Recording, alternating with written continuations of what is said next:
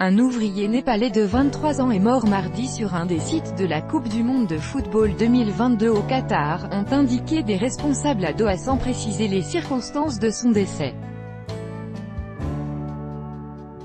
Le jeune homme a trouvé la mort alors qu'il travaillait sur le chantier du stade Al-Wakra, l'un des 8 sites prévus pour le mondial 2022, a précisé dans un communiqué le comité qui supervise l'organisation de la compétition, le Supreme Committee for Delivery and Legacy. Sa famille a été informée et les autorités qataries et népalaises concernées ont été notifiées, selon le communiqué. Une enquête a été ouverte et d'autres détails sur cet incident seront dévoilés en temps utile, aucun autre détail n'a été fourni. Les conditions de travail des ouvriers immigrés dénoncées en 2016, un ouvrier népalais est décédé également sur le chantier Al-Wakra lors d'un accident de travail. Le décès de mardi est le premier annoncé sur un site du mondial depuis celui de l'ouvrier britannique Zack Cox en 2017.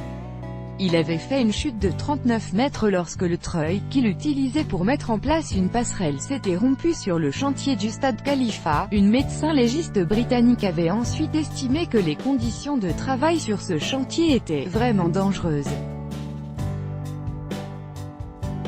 Depuis qu'il a décroché l'organisation de la Coupe du monde de football 2022, le petit émirat gazier du Golfe a été sous le feu des critiques pour les conditions des travailleurs employés sur les chantiers du mondial, et des migrants en général.